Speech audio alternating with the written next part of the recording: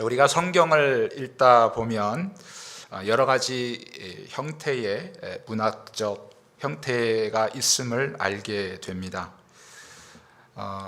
첫 번째는 이 성경이 어떤 한 인물을 중심으로 해가지고 어떤 하나님의 말씀, 또 우리에게 전하시고자 하시는 하나님의 말씀을 우리에게 들려주실 때가 있습니다. 여러분, 그런 생각 해보신 적 있으신가요? 성경에 등장하는 인물은 과연 몇 명인가? 그냥 인칭 대명사로 기록된 사람들 말고 이름이 기록된 그러한 사람들. 그래서 제가 어렸을 때부터 신앙생활을 하고 또 신대원 가고 또 이제까지 말씀을 들으면서 성경 안에 몇 명의 사람들이 기록되어졌다라고 이렇게 이야기한 분은 한 번도 들어본 적이 없습니다. 아마 거기에 대한 큰 관심은 글쎄요, 좀 다른 부분들보다 없기 때문에 그렇지 않을까라는 생각도 해보게 되는데, 성경에 이제 이렇게 기록되어진 인물들을 보게 되면 이렇게 딱 한 번 기록되어진 사람부터 시작을 해서 이제 욥기서를 보게 되면 이 욥 한 사람의 이야기를 무려 40장에 걸쳐서 42장이죠. 42장에 걸쳐서 길게 저술하고 있는 것을 보게 됩니다. 또 이 모세 같은 사람은 또 출생을 어떻게 했는가. 그래서 사실은 구약 시대에 하나님께서는 이스라엘 백성들에게 철저하게 이방인들과의 결혼을 금하셨거든요. 그리고 더군다나 레위 지파 제사장 이런 사람들은 성결하게 정말 거룩한 결혼 가정을 이루도록 하나님께서 특별하게 명령을 하셨거든요. 근데 보게 되면 이 모세가 태어나게 된 배경은 바로 레위 사람들끼리 이제 이렇게 만나서 결혼을 하게 되고, 그리고 그 안에서 모세가 태어나게 됐다. 그리고 그 모세가 태어나던 시기는 그야말로 이 이스라엘 사람들을 다 바로가 이제 죽이려고 했던 시대였기 때문에 남자아이는 다 죽을 수밖에 없는 그런 상황이었죠. 그런 가운데서 이제 부모님이 이렇게 갈대 상자에 모세를 넣어서 강물에 띄워 보냈는데, 정말 어떻게 보면 굉장히 충격적이죠. 그 히브리인을 죽이려고 했던 바로 바로의 바로 그 공주의 손에 그 모세가 들려지게 되는 것이죠. 그래서 이렇게 그 바로의 궁에서 40년 동안 자란 모세는 그곳을 떠나서 또 미디안의 광야 생활 40년을 살게 되고, 그리고 80세에 하나님께 부르심을 받아서 다시 이스라엘 백성들을 광야로 이끌어내고, 그리고 약속의 땅까지 이끄는 또한 40년의 여정을 소개하게 됩니다. 그래서 모세는 총 120년의 삶을 고스란히 성경에 지금 기록해주고 있습니다. 죽음 그 직전까지, 죽는 그 순간까지 말이죠. 또 다른 문학적 양식은 이 잠언과 같이 이 격언적인 성격을 가진 것도 있죠. 그래서 단 한 문장으로 또는 속담과 같이 그렇게 어떤 중요한 진리를 우리에게 가르쳐 줄 때도 있습니다. 그리고 시편처럼 어떤 시적인 문학 형태를 취해서 또한 우리에게 말씀하실 때가 있다는 것입니다. 또 신약시대 사도 바울과 같은 사람은 믿음, 구원이라고 하는 중요한 기독교의 교리를 정말 매우 논리적인 관점으로 우리에게 설명을 해주고 있다. 그러니까 성경 안에는 이 여러 가지 형태의 그러한 문학적인 모습이 우리에게 보여지죠. 그러면서 사람들은 성경을 오해할 때가 있습니다. 인물이 드러나게 되니까 그 인물에 빠질 수밖에 없는 그러한 관점, 잘못된 그 관점을 갖고 있게 되고, 또는 성경이 어떤 문학적인 관점에서 그것을 연구하려는 그러한 또한 사람들도 있습니다. 그러나 우리가 성경을 다시 한번 보게 될 때 여러 가지 이 형태 속에서 나타나는 속에서 단 한 가지 하나님께서 우리에게 말씀하시고자 하시는 것이 있다 하는 것을 우리가 기억해야 된다는 것이죠. 그것은 바로 하나님은 어떤 분이신가, 한 인물의 삶을 통해서 하나님은 어떤 분이신가, 그것을 우리에게 보여주려고 한 것이죠. 잠언과 같이 격언, 속담 가운데서 하나님은 어떤 분이신가, 그것을 우리에게 말씀해 주기를 원하시는 겁니다. 오늘 우리가 함께 읽었던 시편 147편 5절 말씀, 여러분 펴놓고 계시니까 한 번 더 같이 한번 목소리를 맞추어서 읽어보도록 하겠습니다. 같이 한번 읽겠습니다. 시작. 우리 주는 위대하시며 능력이 많으시며 그의 지혜가 무궁하시도다. 아멘. 자, 이 짧은 식구로 이루어진 한 절 속에서 자, 하나님은 어떤 분이신가, 여러분 한번 찾아내라고 한다면 어렵지 않게 찾아내실 거예요. 그죠? 자, 하나님은 어떤 분이세요? 첫 번째, 위대하신 분. 또 하나님은 어떤 분이세요? 전능하신 분. 또 하나님은 어떤 분이세요? 지혜가 무한하신 분. 이렇게 하나님께서는 성경의 구석구석 여러 가지 문학적인 형태를 동원하지만 그것을 통해서 하나님 자신을 지금 우리에게 나타내 계시고 있다 하는 사실을 우리가 알게 됩니다. 자, 제가 꼭 함께 읽고 싶은 말씀이 있습니다.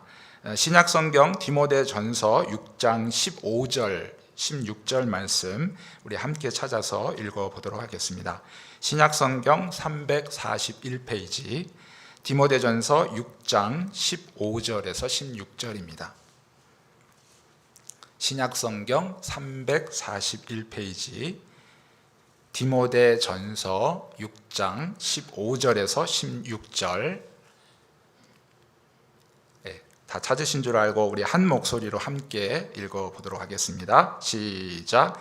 기약이 이르면 하나님이 그의 나타나심을 보이시리니 하나님은 복되시고 유일하신 주권자이시며 만왕의 왕이시며 만주의 주시요 오직 그에게만 죽지 아니함이 있고 가까이 가지 못할 빛에 거하시고 어떤 사람도 보지 못하였고 또 볼 수 없는 이시니 그에게 존귀와 영원한 권능을 돌릴지어다. 아멘. 자, 여기서 이렇게 두 절 안에서 하나님은 어떤 분이신가, 여러분을 이렇게 숫자를 세면서 보시면 하나님은 이런 분이시구나 하는 것을 지금 우리에게 가르쳐 주고 있습니다. 자, 이 많은 말씀 중에서 저는 특별히 16절 부분에 있는 자, 하나님은 어떤 분이신가 할 때에 자, 어떤 사람도 보지 못하였고 또 볼 수 없는 이시니, 자, 이 부분에 대해서 함께 나누고자 합니다. 자, 이 부분 다른 성경에서는 자, 하나님은 영이시다라는 부분으로 그렇게 우리에게 표현하고 있습니다. 자, 하나님은 영이시다라고 하는 이 부분은 단순히 우리의 육신의 눈으로 볼 수 없는 분이시다라고 하는 전제를 넘어서서 하나님은 온 우주를 창조하신 하나님이시고, 자, 그것을 창조하고 나서 그냥 내버려 두시는 것이 아니라 과거로부터 현재 그리고 미래 이르기까지 하나님은 언제나 그것을 하나님의 뜻대로 운행하시며 다스리고 계신다. 그리고 하나님은 온 우주에 충만하게 거하신다라고 하는 것을 지금 우리에게 가르쳐 주고 있습니다. 영적인 존재는 천사도 있습니다, 여러분. 아시다시피 천사는 영으로만 존재하죠. 육체가 없는 것입니다. 그러나 그들은 역시 하나님에 의해서 만들어진 그러한 피조물이죠. 여러분, 천사가 언제 창조되었을까요? 제가 어렸을 때는 막연하게 그렇게 생각을 했어요. 천사는 우리보다 좀 굉장히 영적이니까 능력도 많아 보이고, 그래서 우리보다 이렇게 높은 존재로 생각이 되어져서 천사라는 존재는 아마 하나님과 함께 예전부터 계속 존재한 그런 존재가 아니었는가 생각을 그렇게 막연히 했던 때가 있었습니다. 그런데 많은 신학자들은 천사들은 바로 하나님께서 이 우주 만물을 창조하실 때, 특별히 하늘을 창조하실 때 그때 창조되어졌다라고 그렇게 가르쳐 주고 있죠. 천사가 만약 하나님의 창조 이전에 존재했다면 그는 유한한 존재가 아니라 하나님처럼 무한한 존재가 되었을 것입니다. 우리가 읽는 어떤 성경적인 전체 관점에서는 맞지 않죠.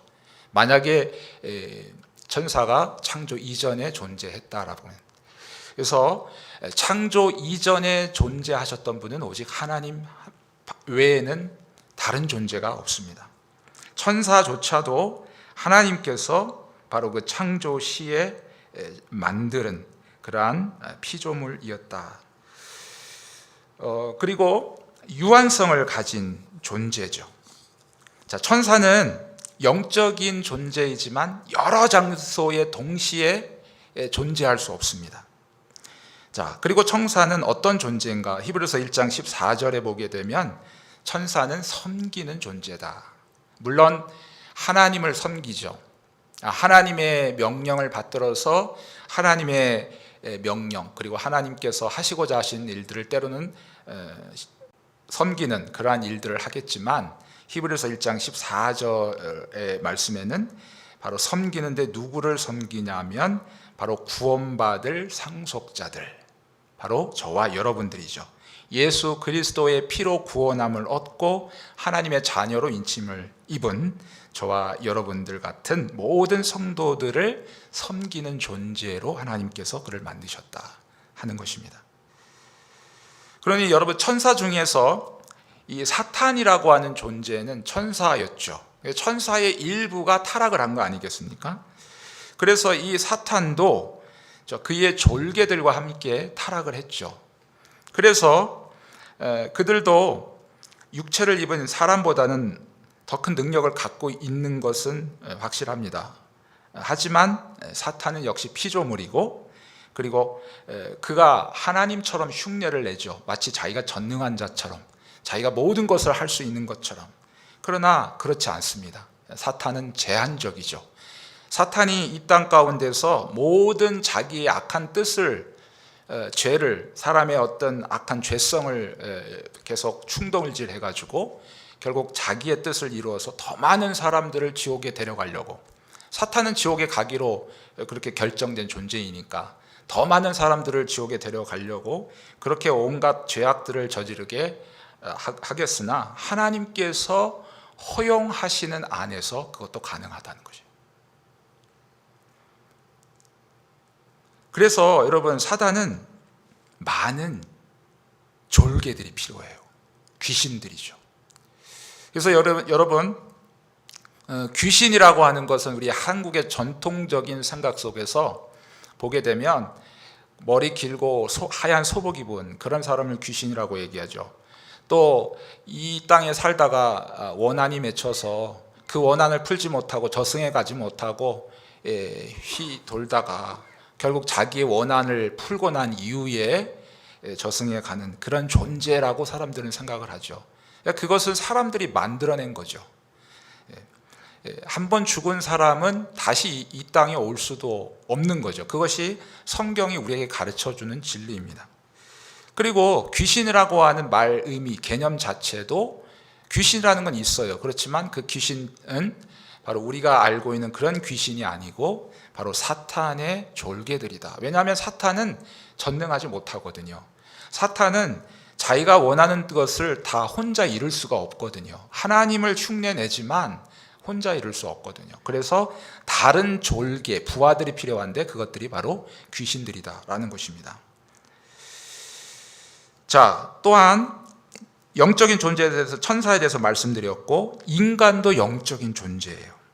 자, 그래서 창세기에 보게 되면 하나님은 인간을 하나님의 형상대로 만들어 주셨다, 창조하셨다 하는 것이죠. 자, 이것은 뭐냐면 인간이 영적인 존재로 창조되어져서, 하나님도 영이시죠. 인간도 영적인 존재죠. 그래서 하나님과 인간만이 오직 교제할 수 있는 영적인 거룩한 교제가 이루어질 수 있도록 우리를 만들어 주셨다 하는 사실입니다.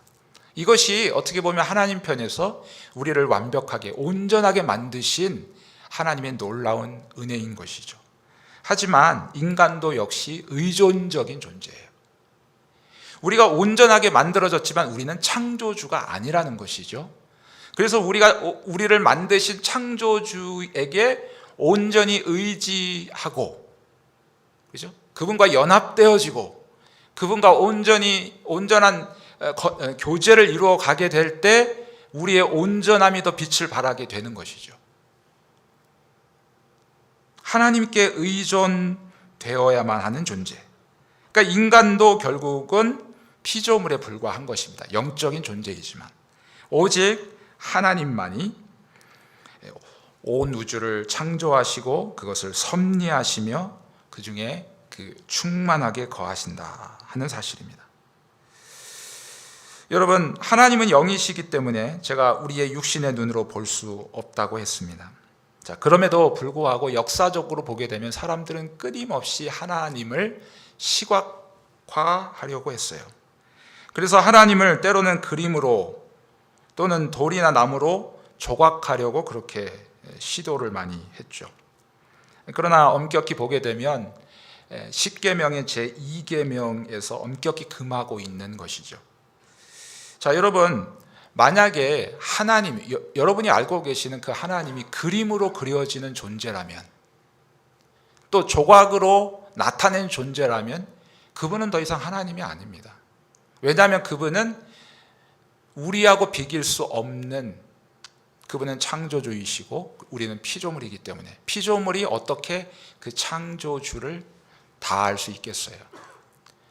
그러니까 이 피조물의 입장에서 하나님을 그림으로 표현한다, 때로는 조각으로 표현한다 하는 것은 그것은 십계명에서 우상이라고 그렇게 얘기를 하고 있는 것이죠. 물론 미술가들, 여러분, 일반 은총적인 차원에서 미술가들은 그림을 그릴 수 있을 것 같아요. 성화, 그죠? 또 조각을 할 수 있을 것 같아요. 그러나 이런 그림이나 조각의 형태로 아이들을 가르치거나 또는 하나님을 알아가는 방법으로는 결코 옳지 않다 하는 것을 성경이 지금 우리에게 가르쳐주고 있다 하는 것입니다. 또한 성경은 하나님은 어떤 분이신가 라고 하는 질문에 대하여 하나님은 무한하신 분이시다 하는 것입니다. 여러분, 무한하다라고 하는 이 말의 의미는 제한이나 한계가 없다라는 표현이죠. 즉 하나님은 어디에나 계시고 언제나 존재하시는 그러한 분이시다. 그래서 이것을 하나님의 편재성이라고 얘기를 하죠. 여러분, 솔로몬이 성전을 건축한 후에 감사 기도를 하나님께 드리죠. 그러면서 그가 이렇게 고백합니다. 하나님이 참으로 땅에 거하시리이까? 이렇게 얘기하면서 하늘들의 하늘이라도 주를 용납하지 못합니다. 이렇게 고백을 합니다. 그러니까 여러분, 다윗이 하나님이 거하시는 성전을 짓겠다라고 그렇게 마음을 먹고 하나님께 그 소원을 아렸을 때에, 자, 내가 너희가 지은 그 성전 안에 거하겠느냐, 하나님께서 이런 말씀을 하신 적이 있거든요. 그러니까 여러분, 우리가 어떻게 보면 신앙생활 할 때 보게 되면 하나님도 우리와 같은 존재로 생각을 해서 우리의 작은 생각 속에 또는 우리의 작은 어떤 지혜 속에 하나님을 가둬버리려고 하는 그런 경향이 있다는 것이죠. 자, 하나님은 어디에 제한되어서 계시는 분이 결코 아니다라고 하는 것을 성경이 지금 우리에게 가르쳐주고 있어요. 우리가 사는 이 우주 엄청 넓죠. 여러분 알고 있는 우주의 행성들이 많이 있지 않습니까? 그것이 전부가 아니죠. 그것은 인간에 의해서 발견된 일부분에 해당이 됩니다. 아직도 발견되지 않은 수많은 행성들과 별들과 우주의 수많은 존재들이, 그것들이 있는데, 여러분, 그 넓은 우주가 감당하지 못할 만큼 하나님은 위대하시고 크신 분이시다 하는 것을 성경이 지금 우리에게 가르쳐주고 있다. 그래서 시편 기자는 시편 139편 7절과 8절 말씀에서, 내가 주의 영을 떠나서 어디로 가며 주의 앞에서 어디로 피하리이까?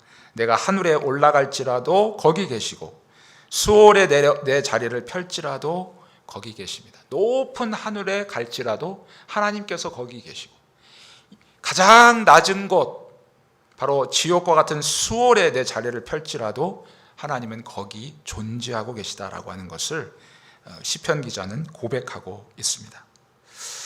자, 이 하나님의 무한성에 대해서 지식이 짧은 사람들은 이렇게 생각합니다. 자, 여러분, 태양이라고 하는 행성이 있죠. 그리고 지구가 있는데, 자, 태양이라고 하는 본체가 여기에 있고, 그 빛을 발해서 그 빛이 바로 지구에 들어오게 됨으로 말미암아 우리에게 필요한 여러 가지 것들을 공급하게 되죠. 그러니까 이렇게 생각을 하는 거예요. 본체는 여기 있고 그 빛의 영향력에 의해서 어떤 힘을 받게 된다. 그러니까 자, 하나님은 보좌에 계시고 그 하나님 본체는 거기 계시고 그분의 영향력이 워낙 크기 때문에 그 힘이 온 세상에 퍼지게 될 것이라고 사람들은 생각한다는 거죠. 이건 잘못된 것이죠. 하나님은 여러분, 그 본체가 하나님 하늘 보좌에만 계시는 것이 아니고 온 우주에 가득해서, 아까 제가 말씀드렸듯이 이 넓은 우주가 감당하지 못할 만큼 하나님은 크신 분이에요. 그 실문 그분 자체가 모든 온 우주에 가득 충만하신 분이시다 하는 것을 여러분이 기억하셔야 됩니다. 또 사람들이 이렇게 생각을 하죠. 자, 왕이 보좌에 앉아 있잖아요. 그리고 그 부하들, 그 신하들을 시켜서 왕의 명령들을 수행하게 한다는 거예요. 하나님은 그런 분이 아니시라는 거죠. 하나님은 보좌에 앉으셔서 어떤 그 천사들이나 어떤 그 힘의 능력, 그 영향력으로 말미암아 이 세상을 다스리시고 운행해 나가시는 것이 절대 아니시라. 하나님은 이 온 우주에 가득하게 채워, 그래서 하나님이 이 세상을 다스리시고 통치하신다. 여러분의 마음 가운데, 여러분의 뼛속 깊은 가운데 그곳에 바로 하나님이 존재하시고 그리고 여러분의 인생을 다스리고 계신다. 심지어는 죄인들의 마음 가운데 또는 이 지옥 가운데 하나님의 심판자로 임하셔서 그 모든 죄악들도 하나님께서 다스리고 계신다라고 하는 사실을 우리가 기억해야 될 것입니다. 이렇게 하나님은 무한하시다. 하나님은 어디에나 계신 분이시다. 하나님은 온 우주가 감당할 수 없을 만큼 크시고 위대하신 분이시다라고 하는 것을 성경이 우리에게 가르쳐 주고 있습니다. 자, 또한 하나님은 어떤 분이십니까? 하나님은 영원한 분이시다. 그렇게 성경이 가르쳐 주고 있어요. 자, 이 세상에 존재하는 존재에는 세 종류가 있어요. 자, 짐승과 같은 피조물들이 있죠. 자, 이런 존재들은 시작과 끝이 있는 존재들이죠. 짐승들은 어떤 존재들이에요? 육체만 있는 거죠. 하나님께서 그들을 태어나게 하신 시작점이 있어요. 그리고 그들이 육체만 갖고 있기 때문에 그들이 죽으면 어떻게 돼요? 끝나버려요. 그러니까 시작과 끝이 있는 존재들이죠. 이것이 짐승과 같은 피조물들입니다. 또 천사나 사람은 어떻습니까? 자, 천사는 영적인 존재죠. 그리고 사람은 영혼이 있고 또 육체가 있어요. 비록 사람이 죽어서 육체는 땅에 썩지만 우리의 영혼은 영원히 불멸되어지는 것이죠. 그러니까 천사나 사람은, 자, 우리도 역시 피조물이기 때문에 시작점이 있어요. 언제 하나님께서 만들어졌다. 우리를 만드신 시작점은 있지만 끝이 없는 존재예요. 끝이 없어요. 짐승처럼 끝나버리는 것이 아니에요. 그러나 하나님은 어떻습니까? 하나님은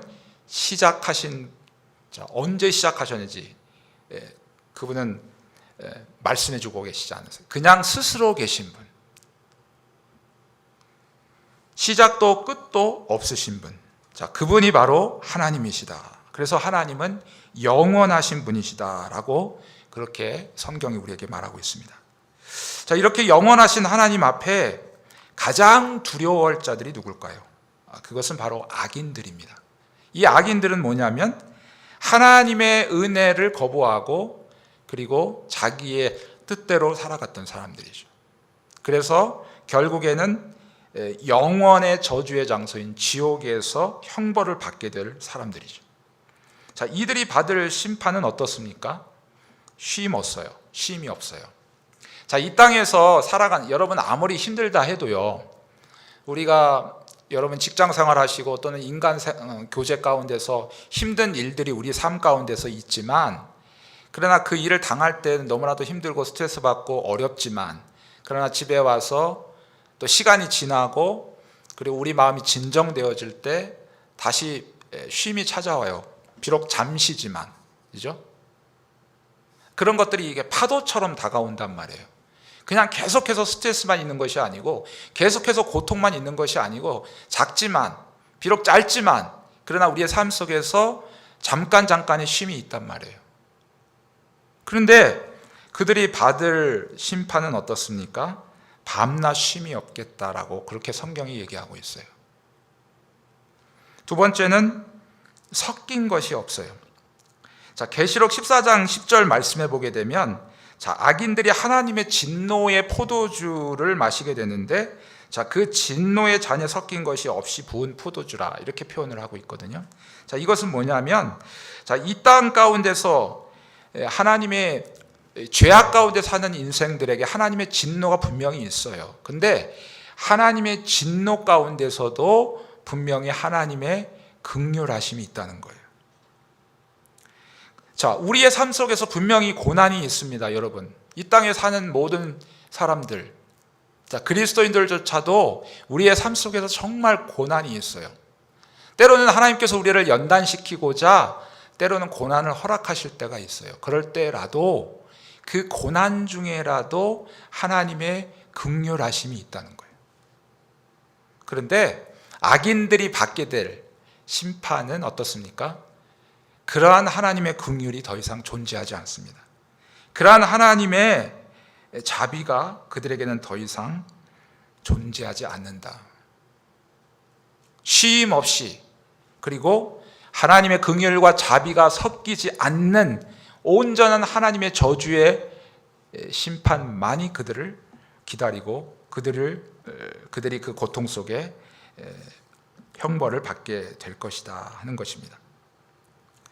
여러분, 이 땅에서의 어떻게 보면 이 악인들의 삶은, 자, 보십시오. 하나님께서 분명히 우리에게 이 땅의 삶을 허락해 주셨고, 그래서 70 그리고 강건하면 80, 어떤 사람은 100세 넘게 살아가지만 영원에 비하면 한 점과 같은 아주 짧은 삶을 살아가고 있는 거예요.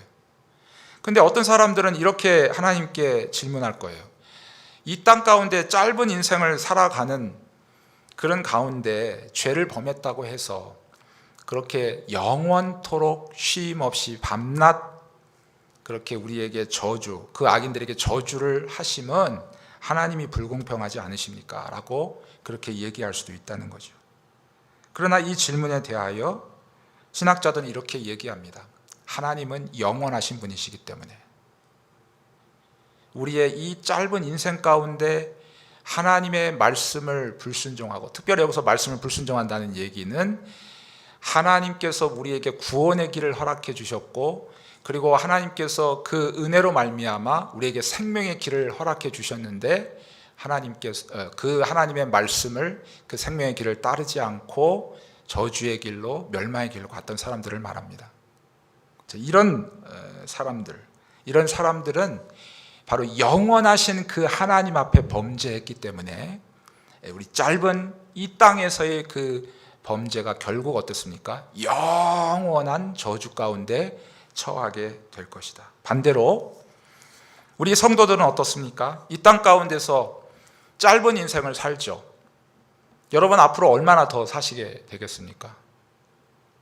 여기 앉아 계신 분 100년 정도 지나면 한 분도 계시지 않을 거예요. 그죠? 그 100년은 영원이라고 하는 시간에 비하면 점의 점처럼 보이지 않는 아주 짧은 시간이죠. 그런 이 짧은 인생을 살면서 우리에게 영원한 생명의 말씀을 듣게 하시고, 그리고 영생의 길을 허락해 주셨습니다. 그것은 바로 영원하신 그 하나님의 말씀을 받아들이고 순종했기 때문에 여러분 우리에게 영원한 생명을 살 수 있는 그러한 복이 주어지게 되는 것입니다. 하나님은 영원하시다. 하나님은 영원하신 분이시다. 이것을 우리가 꼭 기억해야 될 것입니다. 또한 하나님은 불변하시는 분이십니다. 자, 이 세상에 피조되어진 모든 존재들은 다 변합니다. 심지어는 우리의 겉모습까지 다 변하죠. 시간이 지나면, 예전에는 10년이 지나면 강산도 변한다고 했는데 요즘은 10년이 뭡니까? 1년, 2년 안에도 우리가 살고 있는 도시는 얼마든지 다르게 변할 수가 있어요. 다 모든 것들이 다 변해요. 그러나 하나님은 불변하시다. 특별히 하나님의 선택에 대해서는 영원 불변하다고 성경이 얘기하고 있어요. 하나님께서 우리를 창세전에 선택해 주셨죠. 자, 그 선택에 대해서 만약에 여러분 하나님이 이랬다 저랬다 막 그렇게 쉽게 변하시는 분이라면 우리 중에 한 사람도 구원을 받을 사람이 없을 겁니다. 여러분 처음에 마음에 들었어요. 어떤 사람이 하나님 보시기가 마음에 들었어. 그래서 너는 내 자녀야 라고 그렇게 인쳐주시고 인정을 하셨는데 이 사람이 시간이 지나면 갈수록 하나님의 말씀을 불순종하고 자기 뜻대로 살고 인간의 부패함이 있기 때문에 그렇죠. 그렇게 하다 보니까 하나님 마음이 변했어요. 그래서 안 되겠다 너. 처음에는 내가 그렇게 안 봤는데 너 도대체 안 되겠다. 너 하나님 자녀 더 이상 안 되겠다. 취소라고 만약에 하나님이 이렇게 하신다면 우리 중에 어느 누구도 구원받을 자는 없다는 사실이에요. 근데 여러분 우리가 구원받은 근거는 하나님께서 태초에 저와 여러분을 선택하셨다. 이 선택은 영원 불변한 선택이다. 이 말씀에 근거해서 우리는 구원을 얻은 거예요. 그러니까 우리는 이 땅 가운데서 때로는 여러분 실수하고 넘어지고 내가 그리스도인인데 내가 중직자인데 내가 그래도 3대, 4대, 5대 믿음의 가문에서 자란 사람인데 아직까지도 이 신앙이 이 모습인가? 물론 자기 자신을 돌아볼 필요는 있습니다. 하지만 이런 끊임없이 절망 가운데 내 자신이 빠져버린다면 그것은 바로 우리를 영원전부터 선택하시고 우리를 사랑하시는 그 하나님의 사랑을 다 알지 못하는 것이죠. 분명히 아십시오. 우리의 믿음의 근거, 우리의 구원의 근거는 창세 전부터 우리를 선택하셨다고 하는 이 영원 불변의 근거에서부터 우리가 시작이 되어진다 하는 사실을 여러분이 기억하셨으면 좋겠습니다. 그래서 여러분 사도행전에도 보게 되면 영생을 주시기로 작정된 자 이렇게 표현을 하고 있거든요. 이 영생을 주신 자가 바로 창세 전에 하나님께서 선택한, 그래서 결코 변하지 않는 그 사람이죠. 그 사람들, 그 복된 사람들. 자, 그 복된 사람들은 어떻게 돼요? 다 믿더라요. 다 믿더라. 그러니까 우리가 믿었기 때문에 선택을 받은 것이 아니고 우리가 선택을 받았기 때문에 바로 예수 그리스도를 믿게 된 것이다 하는 사실을 우리가 기억해야 되겠습니다. 자, 하나님은 또한 어떤 분이신가 라고 얘기할 때 하나님은 지혜로운 분이시다 하는 거죠. 자, 하나님은 창조의 역사 가운데 놀라운 지혜를 나타내 보이셨습니다. 여러분, 이 지구와 태양과의 거리가 조금이라도 가까우면 어떻게 될까요? 우리는 모두 다 죽습니다. 태양과 지구의 거리가 조금이라도 멀면 어떻습니까? 우리는 다 얼어 죽어요. 근데 이 간격이 절묘하게도 정확하게 맞아 떨어져서 돌아가고 있기 때문에 우리가 건강하게 안전하게 생활할 수 있는 겁니다. 이것이 어떻게 우연히 이루어진 것이겠습니까? 이것은 바로 하나님의 창조의 지혜로부터 나온 놀라운 은혜인 것이죠. 여러분, 우리 몸을 살펴보십시오. 우리 몸은 소우주라고 해요. 그래서 우리 몸의 핏줄이 지구를 3바퀴 반 정도 돌 만한 엄청난 거대한 실핏줄까지 합쳐서 있는데 그 중에 작은 것이라도 제 역할을 못하게 되면 우리는 건강한 삶을 못 삽니다.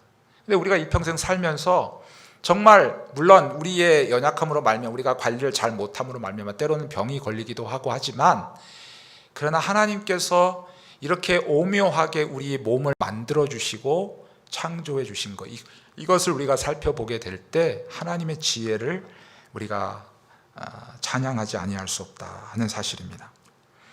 또한 하나님의 지혜는 우리를 구속하시는 놀라운 역사 가운데서도 나타나게 됩니다. 하나님은 여러분이 어떤 분으로 알고 계세요? 하나님은 공의의 하나님이시죠. 죄를 미워하시는 분이에요. 죄가 있으면 그분 앞에 절대 다가갈 수 없어요. 그분 앞에 갈 수가 없죠. 근데 또한 하나님은 사랑의 하나님이시죠.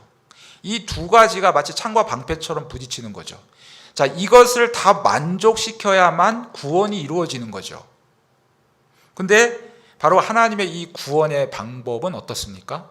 바로 죄가 없으신 하나님이신 그분이 사람의 몸을 이 땅에 입고 오시는 방법인 것이죠. 그래서 이 하나님의 공의와 하나님의 사랑이 완전히 만족되어지는 제2의 성자 예수 그리스도를 통한 바로 십자가의 구속의 사건을 하나님께서 이루시게 됨으로 말미암아 바로 이 구속 사건 속에서 나타난 하나님의 위대한 지혜로우심이 또한 나타나게 되는 것이죠. 또한 하나님의 섭리의 역사 속에서도 이 하나님의 지혜를 우리가 경험할 수 있어요. 작고 보잘것없는 이 수단을 통해서 하나님은 위대한 일을 이루어 가십니다. 민수기 여러분 보게 되면 백성들이 광야에서 길을 행하다가 그들이 불평함으로 말미암아 이 불뱀을 보내시죠. 그래가지고 그들이 불뱀에 물려서 죽어가고 있을 때 하나님께서 노뱀을 높이 달라, 그리고 그것을 쳐다보는 자가 다 살게 될 것이다 라고 말씀하셨죠. 그럴 때 여러분, 인간의 생각으로는 저 노뱀이 무슨 효염이 있나, 그죠? 그냥 구리로 만들어진 거잖아요. 그것이 도대체 어떻게 인간에게 물린 독을 해독시키는 역할을 할 수 있을까? 그런 어떤 인간적으로 보면 지극히 정상적인 생각이에요. 상식적인 생각이고, 이런 생각을 한 사람들은 절대 쳐다보지 않았을 겁니다.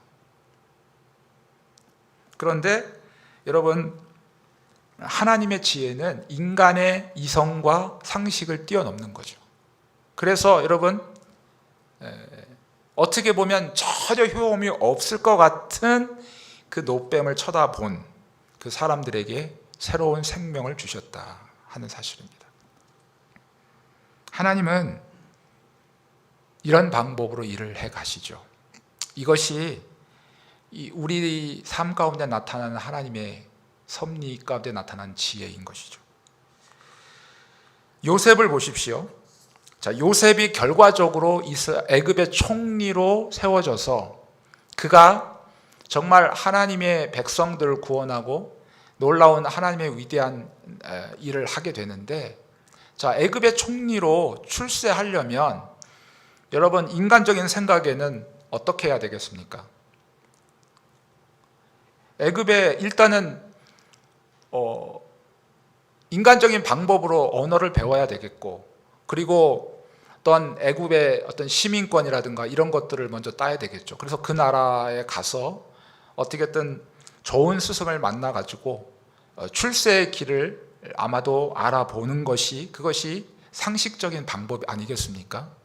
그런데 하나님은 그를 애굽의 총리로 세우시는 방법이 인간의 생각과는 정반대라는 거예요. 형제들에게, 피를 나눈 형제들에게 인신매매를 당하게 해요. 또 어찌어찌 해서 겨우 이제 안정을 되찾는가 싶었는데 너무나도 억울하게 누명을 쓰고 감옥에 가게 됩니다. 하나님께서 한 사람을 통해서 일하게 하시는 이 방법은 너무나도 놀랍고 지혜롭다. 인간의 생각과 상상을 초월하는 이 놀라운 일들이 바로 성경에 나타나 있는 요셉뿐만 아니라 오늘 우리의 삶 속에서도 여전히 나타나게 되는 것이죠. 하나님의 지혜는 인간의 범죄를 통해서 하나님의 일을 이루어 가십니다. 자, 여러분, 하나님은 분명히 예수님을 보내셨는데, 자, 예수님이 이 땅에 오신 목적은 죽으시기 위한 것이죠. 그러니까 예수님은 죽으셔야 돼요. 죽으러 오셨어요. 자, 그것을 가룟 유다가 너무 잘 알아가지고, 야, 내가 그 하나님의 뜻을 이루어야 되니까 내가 예수님을 먼저 팔고, 그리고 예수님을 십자가형에 죽게 해야 되겠구나 라고 생각해서, 여러분, 가룟 유다가 예수님을 팔았을까요? 절대 그렇지 않다는 거죠. 여러분, 유대인들의 서기관과 바리새인들이, 자, 예수님, 자, 보니까 구약 성경에 보니까 예수님 오셔서 그렇게 정말 비참하게 죽으셔야 되는데, 자, 내가 바로 이 예수를 로마의 빌라도에게 넘겨서 십자가에 죽게 하면 결국 하나님의 뜻이 이루어질 거야 라고 해서 예수님을 십자가에 못 박게 넘겨 주었냐는 것이죠. 절대 그것이 아니죠. 가룟 유다는 가룟 유다대로의 죄성이 있었죠. 예수님을 3년 동안 따라다녔지만 그는 예수를 주로 고백한 적이 한 번도 없죠. 어떻게 보면 예수님을 자기 민족을 구원할 하나의 위대한 혁명가로밖에 보지 않았죠. 그런 인간적인 욕망, 그죠? 이런 욕심에 사로잡혀서 예수님을 따라다녔던 것이죠. 자, 서기관과 바리새인들 어떻습니까? 그 당시에 모든 정치권, 힘을 갖고 있었던 이 사람들. 근데 예수님이 어느 날 나타나가지고 많은 사람들에게 관심을 갖고, 그리고 많은 사람들이 그를 몰려가니까 자기의 권세가 빼앗기는 것 같거든요. 그래서 예수를 향해서 시기와 질투가 난 것이죠. 그래서 죽여 없애버리려고 했던 거죠. 결국 그들의 욕심, 죄악된 욕망에 의해서 결국 예수를 십자가에 처형하기까지 넘겨준 것입니다. 그러나 하나님은 그들의 악한 본성을 통해서라도 하나님은 구원의 놀라운 일들을 이루어 가셨다는 사실이에요.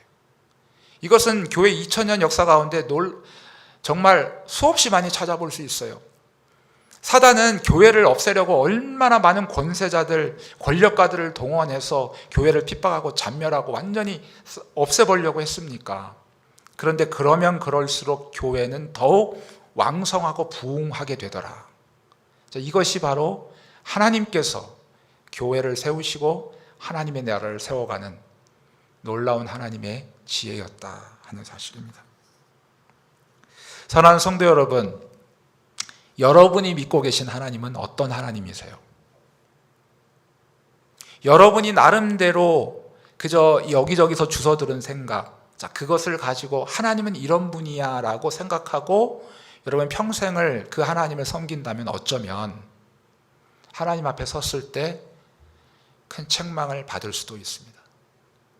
우리 이 말씀을 저와 여러분에게 주시는 것은 우리가 만들어낸 하나님이 아니고 성경에서 자신을 드러내시며 나는 어떤 존재다. 그러니 그 하나님을 온전히 믿고 그 하나님만을 온전히 따라가라고 하는 이 하나님의 말씀과 이 명령을 우리가 제대로 알고 그리고 그분을 섬겨야 될 줄 믿습니다. 저와 여러분의 이제까지의 주를 향한 섬김과 헌신이 정말 하나님께서 인정하실 만큼 그렇게 열정적으로 드렸을지라도, 그러나 정말 우리가 바로 우리가 섬겨야 될 그 하나님, 진정한 그 하나님을 알지 못하고 내가 만들어낸 그 하나님을 섬겼다면 하나님은 그것을 불법이라고 얘기하실 것입니다. 오늘 이 말씀을 기억하시면서 저는 이 성경에 나타난 하나님은 어떤 분이시다라는 것을 아주 극히 일부분만 말씀드렸습니다. 여러분이 성경을 읽으시면서 하나님은 도대체 어떤 분이신가? 이러한 물음을 스스로에게 하시면서 계속 성경을 읽어 가신다면 하나님께서 여러분의 물음에 대하여 정확하게 대답해 주실 것입니다.